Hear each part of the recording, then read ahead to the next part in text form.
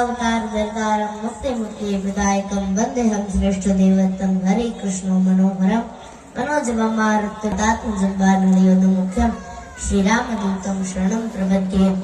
આજે બગસરાના આંગણે આવા સુંદર મજાના રામનવમીના દિવસે ભવ્ય રામ જન્મોત્સવનું જ્યારે પર્વનું આયોજન થયું છે, તો કે આપણો હિન્દુ સમાજ એ કેવો છે, તો કે આપણા હિન્દુ સમાજનું મહત્વ છે કે કોઈની સામે હિન્દુ કોઈ ઝૂકે નહીં, માત્ર પોતાના ગુરુ અને પોતાના ભગવાન સિવાય બીજાને માને નહીં, એને જ હિન્દુ કહેવાય છે.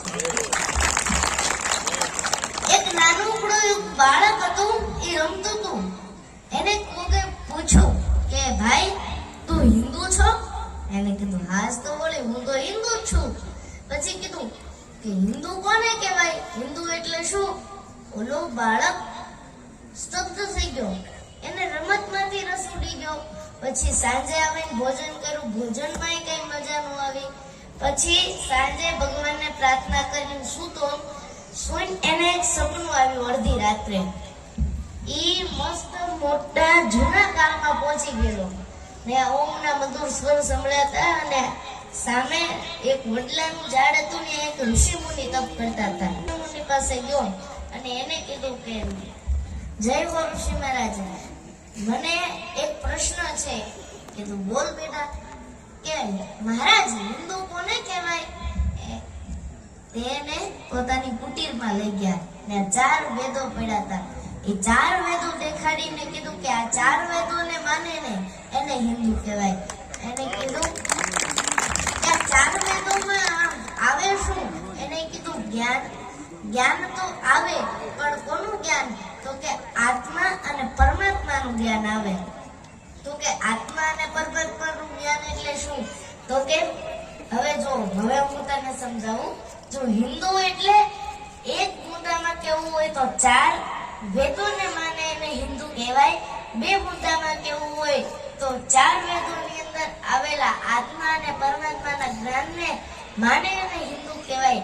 4 મુદ્દામાં કેવું હોય તો 4 વેદોની અંદર આવેલા આત્મા અને પરમાત્માના જ્ઞાનની 4 શ્રેણીઓ એટલે કર્મ વિજ્ઞાન, ધર્મ વિજ્ઞાન, મૂર્તિ પૂજા અને પુનર્જન્મ, આ 4 ને માને એને હિન્દુ કહેવાય.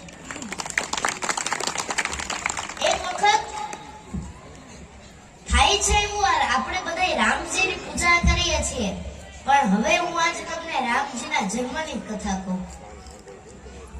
થાય છે એવું કે સૂર્યવંશી વંશના મહાન રાજા દશરથ અને દશરથ રાજાને 3 રાણીઓ સુમિત્રા, કૌશલ્યા અને કૈકેયી. અને 3 રાણીઓ કરવાનું કારણ શું? તો કે ગમે એમ કરીને પુત્ર થાય. અને હવે તો યુવાની પૂરી થવા આવી અને વૃદ્ધ થવામાં સમય થયો. એટલે થાય છે એવું કે દશરથ મહારાજને હવે ચિંતા થઈ કે શું હવે મારા પછી સૂર્યવંશ સમાપ્ત થઈ જશે?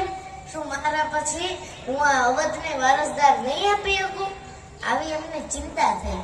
એટલે એ તરત પોતાના ગુરુ પાસે ગયા. અને જ્યારે કોઈ પણ રસ્તો મળતો નથી ને, ત્યારે માણસ અને આત્માને એક જ હોવાનો હોય.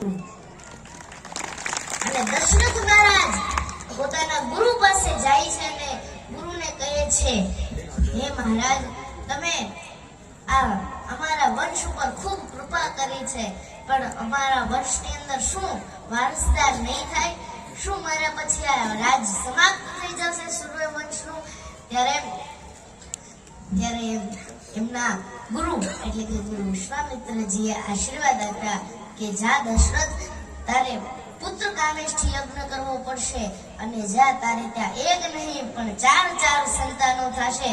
અને અલખનો ધણી સ્વયં પરમાત્મા તારે ત્યાં તારો દીકરો બનીને આવશે. આવા આશીર્વાદ ગુરુએ આપ્યા છે. અને પછી દશરથ મહારાજ શૃંગી ઋષિને બોલાવવા નીકળ્યા છે. શૃંગી ઋષિને વિનંતી કરી છે અને શૃંગી ઋષિની સાથે અયોધ્યાની અંદર પધારે છે. અને અયોધ્યાની અંદર શૃંગી ઋષિએ પુત્ર કામેષ્ઠી યજ્ઞ કર્યો છે. અને હવે આપણે એમ તો જાણીએ કે રામ ભગવાનનો જન્મ થયો, પણ ઈ કોઈને હજી ખબર નથી કે રામ ભગવાનનો જન્મ થયો એની સાથે હનુમાનજીનો પણ જન્મ થયો હતો. એની કથા આજે મારે કહેવી છે. આ રામાયણમાં નથી અને શિવ પુરાણમાં નથી. આ કથા છે આનંદ રામાયણની, કે જે મુખ્ય રામાયણ છે. કઈ બાજુની તો કે દક્ષિણ રામાયણની આ કથા છે કે જ્યારે અગ્નિદેવ પ્રસાદનો પડ્યો લઈને પ્રસન્ન થઈને પ્રગટ થાય છે, ત્યારે પડ્યો દશરથ રાજાના હાથમાં આપે છે અને કહે છે કે ત્રણેય રાણીઓને સરખા ભાગે તમે વહેંચી દેજો. અને દશરથ મહારાજે સરખા ભાગે એમાંથી પડ્યામાં જે પ્રસાદ હતો એ ત્રણેય રાણીઓને સરખા ભાગે વેચી દીધો. એવામાં સુમિત્રાજીનો જે ભાગ હતો ને એ એક સમડી લઈ અને આવીને ઉડી ગઈ આકાશમાં. એટલે હવે તમને હું ગણિત કહું. હવે સુમિત્રાજીનો પ્રસાદ વહી ગયો એટલે સુમિત્રાજી હવે દુખી થઈ ગયા. એટલે બંને મહારાણીઓએ પોતાનો પ્રસાદમાંથી અડધો પ્રસાદ એમને આપ્યો. એટલે કૈકેયીજીના ભાગનો જે પ્રસાદ સુમિત્રાજીએ ખાધો એમાંથી શત્રુઘ્નજીનું પ્રાગટ્ય થયું. એ શત્રુઘ્નજીએ કૈકેયીના પુત્ર ભરતની આજીવન સેવા કરી અને કૌશલ્યાજીના ભાગનો જે પ્રસાદ સુમિત્રાજીએ ખાધો ઈ પ્રસાદમાંથી લક્ષ્મણજીનું પ્રાગટ્ય થયું અને ઈ લક્ષ્મણજીએ આજીવન કૌશલ્યાના પુત્ર રામની સેવા કરી. અને આ સુમિત્રાનો અને રઘુવંશના કુળનો જે પ્રસાદ, હવે આખી કથા સમડી જે ઉડી ગઈ ને ઈ ઉડીને વહી ગઈ કાંચનગીરી પર્વત ઉપર. કારણ કે અંજનીજીએ તપ કર્યું હતું વાયુદેવનું, પણ વાયુદેવ પ્રસન્ન થઈને વરદાન આપ્યું કે મહાબલો મહાતેજો મહાબલ પરાક્રમ, એ વરદાન આપ્યું. પણ કીધું કે તમારે હવે કાંચનગીરી પર્વત ઉપર શિવની આરાધના કરવી પડે અને જો ઈ પ્રસન્ન થાય તો તમારો ઉદ્ધાર થાય. હવે શિવ પ્રસન્ન થઈ ગયા. શિવ પ્રસન્ન થઈને કીધું કે હમણાં પ્રસાદ આવે તમે આરોગી જાજો.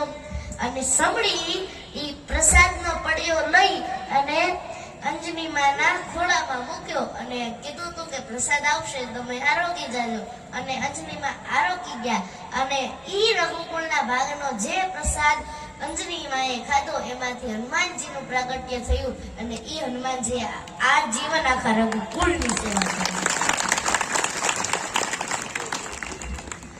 હવે મારે બધા યુવાનો માતા બહેનો અહીંયા બધા બેઠા છે એમને એટલું જ કેવું છે કે આખા રામાયણની અંદર ભગવાન શ્રી રામે પોતાના માટે કંઈ કર્યું જ નથી.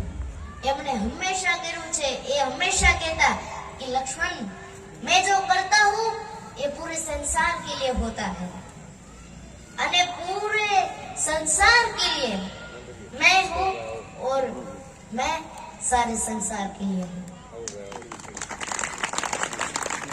અને આજના યુવાનોને ખાલી રાજ શીખવાનું છે કે રામજીએ કોઈ દિવસ હતાશ ન થયા, રામજીએ કોઈ દિવસ પ્રયત્ન ના મૂક્યો અને રામજીએ કોઈ દિવસ મર્યાદાનો ભંગ નથી કર્યો. અને અત્યારે તો કાલ મર્યાદા હોય આજે તૂટી ગઈ હોય. એક દિવસ ઉપવાસ રાખે, ઉપવાસની અંદર પાછા 17 જાતના ફરાળ હોય. આમ મર્યાદા નથી એ કરતા તો ભોજન કરી લેવું સારું કહેવાય. અને પાછું ફરાળની અંદર ફરાળી પીજો, ફરાળી ભાખરી, ફરાળી બર્ગર. હવે ક્યાં લેવા જવું આ બધું? ભોજન કરી લેવાય એના કરતા.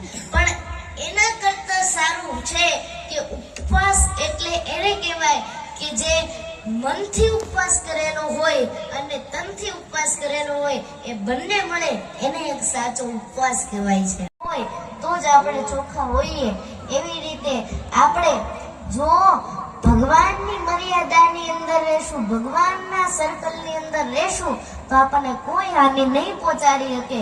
પણ ભગવાનની મર્યાદાનું જો આપણે ઉલ્લંઘન કરશું તો આપણે પણ ક્યારેય પણ ભગવાનના વાલા રહેવાના નથી. માટે જે પણ કરો એ પોતાના માટે ન હોય તો કાંઈ નહીં, પણ સંસારના હિત માટે કરો. જે પણ કરો એ સમાજના કલ્યાણ માટે કરો. જે પણ કરો એ પોતાના રાષ્ટ્ર માટે કરો, પોતાના ધર્મ માટે કરો.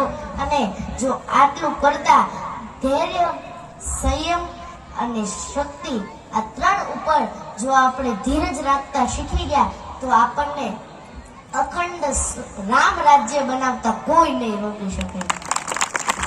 અને રામ રાજ્ય ત્યારે બનશે કે જ્યારે બધા આપણે એક હશું, આપણે શિક્ષિત હશું, જ્યારે આપણે સંસ્કારી હશું, ત્યારે જ આપણે રામ રાજ્યનું નિર્માણ કરી શકશું. માટે આપ સર્વને વિનંતી છે, પોતાના બાળકને શિક્ષિત બનાવો. શિક્ષિત બનાવો છો એનાથી વધારે સંસ્કારી બનાવો અને પોતાના બાળકને સંગઠિત કરો, જેથી આવનારી પેઢીને પણ ક્યારેય તકલીફ ન પડવી જોઈએ. અને આપણા વાલા રામ ભગવાનનો આજે જ્યારે જન્મદિવસ છે ત્યારે આપ સર્વને રામનવમીની હાર્દિક હાર્દિક શુભકામના. બોલે રામચંદ્ર ભગવાન કી જય. જય શ્રી રામ. જય જય શ્રી રામ. વાહ, ખૂબ